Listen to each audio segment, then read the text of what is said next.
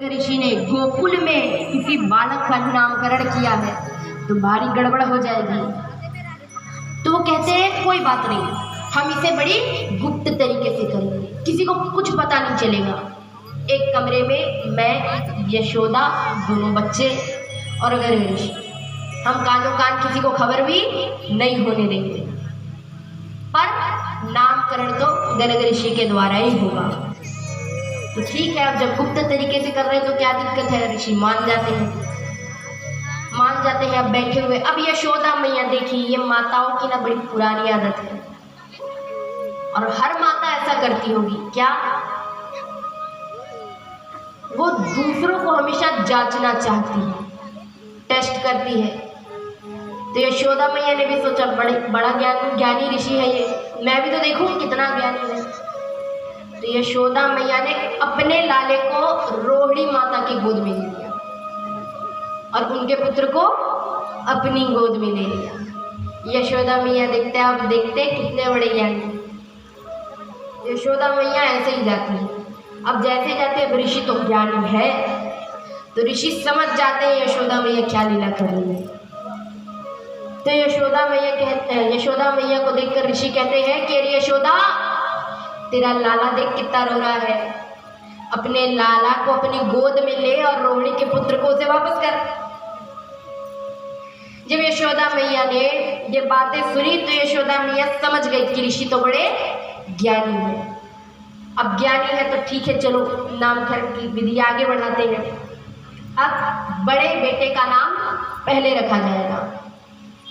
तो पहले गर्ग ऋषि रोहिणी माता के पुत्र को गोद में ले लिए और उन्हें देख रहे हैं। देख करके कहते हैं कि ये बहुत गुणवान होगा, बहुत ज्यादा गुणों का भंडार होगा इसके अंदर, इसलिए इसका नाम होगा राम। क्या नाम होगा? राम। और ये बहुत बलशाली होगा, इतना बल होगा इसके भीतर कि ये पूरे सृष्टि को अपने शीश पर उठाने की ताकत रखे। तो इसलिए इसका नाम होगा बलराम। क्या नाम होगा? बलराम। और क्योंकि ये देवकी के गर्भ से संकर्षण के द्वारा माता रोहिणी के गर्भ में डाला गया है, इसलिए इसका एक नाम संकर्षण भी होगा। तो संकर्षण भी बलराम जी का ही नाम है, क्योंकि वो संकर्षण के द्वारा देवकी मैया के गर्भ से निकाल करके रोहिणी माता के गर्भ में डाले गए। ठीक है, अब दूसरे बेटे की बारी। तो गर्ग ऋषि यशोदा मैया के लाला को अपनी गोद में लेते हैं। गोद में लेते हैं तो उनका मुख देख रहे हैं, नेत्र बंद करते हैं तो सामने परम पिता परमेश्वर भगवान विष्णु के दर्शन होते हैं।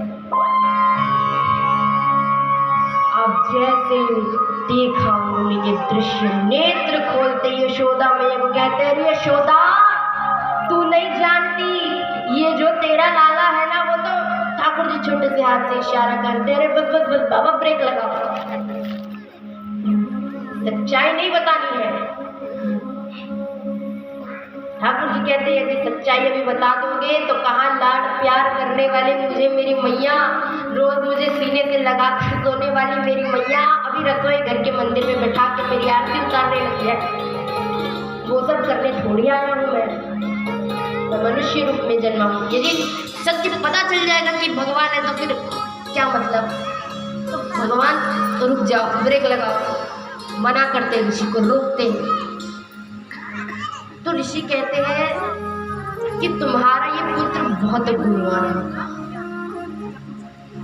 गुणवान तो है भगवान, बोले इसके बहुत सारे नाम होंगे। बोले पहला नाम भगवान का गर्ग ऋषि बताते हैं कृष्ण। क्या नाम? कृष्ण। वो कहते हैं तुम्हारा ये बालक बड़ा टेढ़ा होगा, टेढ़ा खड़ा होगा, टेढ़ी हरकतें करेगा, टेढ़ा श्रृंगार करेगा, सब काम टेढ़े होंगे इसलिए। तो नाम भी ऐसा होना चाहिए जिसको बोलने के लिए जीभ को टेढ़ा करना पड़े। तो नाम रखा कृष्ण। अब यशोदा में ये सुनकर बोलती है ठीक है, ये नाम भी अच्छा है पर थोड़ा सरल सा भी दे दो। तो गर्ग ऋषि दूसरा नाम बताते हैं कान्हा, कन्हैया, श्याम। अरे अनंत नाम है भगवान के। भगवान तो कहते हैं कि जिस नाम से मुझे भक्त पुकार ले वही मेरा नाम है। जिस भी नाम से मुझे पुकारे वो मेरा नाम बन जाता है। अब जैसे एक उदाहरण, एक बार एक व्यक्ति था जो भैंस चराता था। वो बड़ा अज्ञानी था, मूर्ख था, उसे कोई ज्ञान नहीं था, पर उसके मन में इच्छा थी कि वो भगवान का गुणगान करे और उसे कुछ मंत्र कुछ भी नहीं आता था। वो केवल भैंस चराने का कार्य करता था। तो एक बार एक स्थान पर सत्संग चल रहा था। उसने सोचा कि भाई मैं सत्संग में जाता हूँ तो थोड़ा ज्ञान मिल जाएगा। तो वो सत्संग में जाता है, पूरी सत्संग बैठकर सुनता है, शुरू से लेकर आखिरी तक। सत्संग खत्म होता है, हर व्यक्ति जाने लगता है। तो वो महाराज जी के पास जाता है और जाकर कहता है कि मुझे भगवान का नाम जप करना है, भगवान की पूजा करनी है। उसके लिए मैं क्या करूं?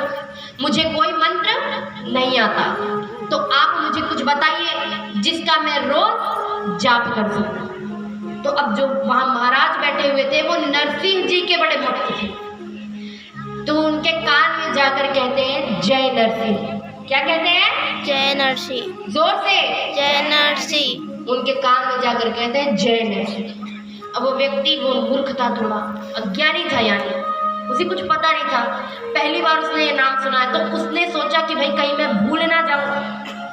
तो वो रास्ते भर उस नाम को दोहराते हुए जा रहा है ताकि वो भूल ना जाए। रास्ते में जा रहा है, जय नरसिंह, जय नरसिंह, जय नरसिंह, जय नरसिंह।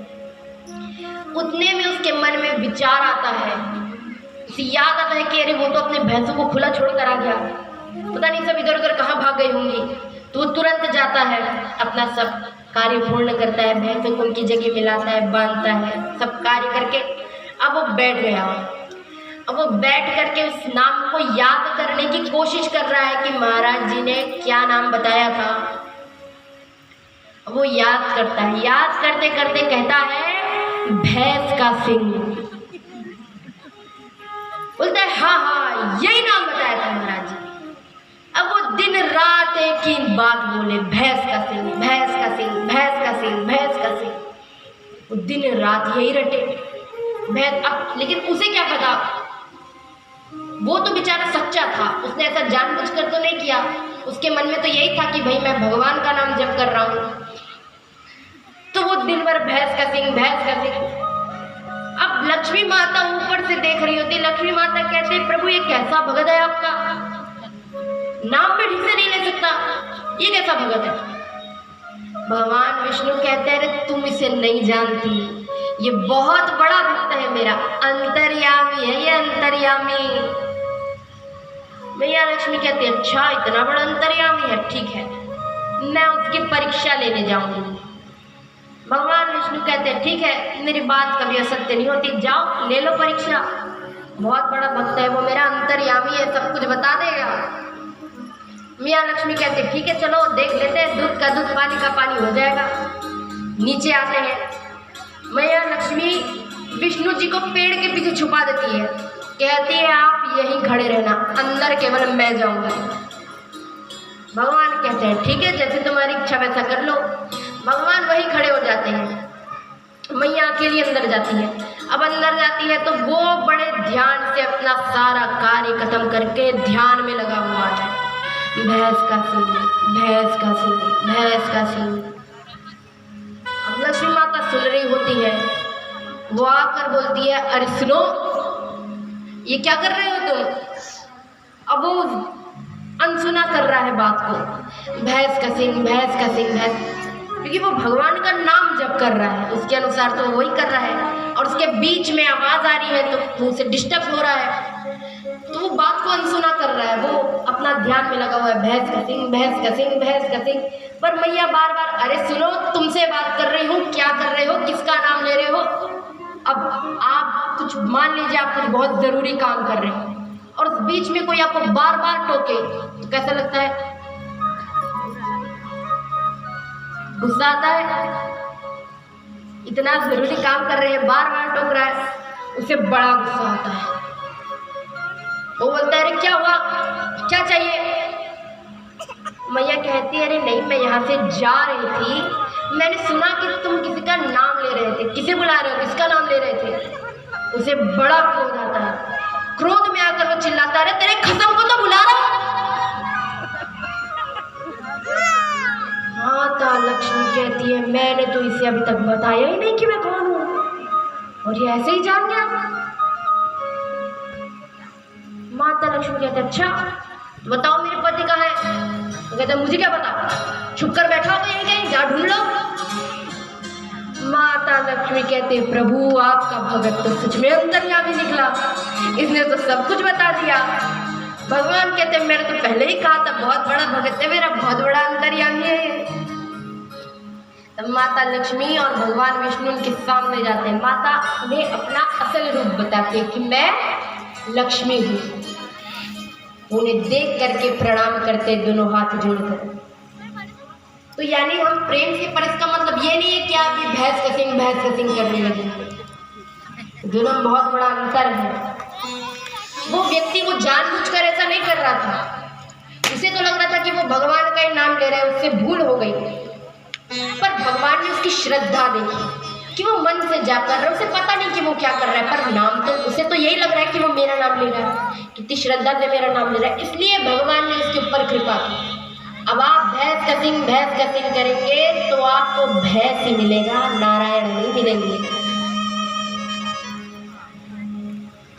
बात समझ में आ रही है? तो भगवान के यहाँ पर अनंत नाम है। हम भगवान कितने सारे नाम हैं, तो भगवान कहते हैं कि जिस नाम से प्रेम से मुझे मेरा भक्त बुलाता है वही मेरा नाम पड़ जाता है। अब यहाँ पर एक दिन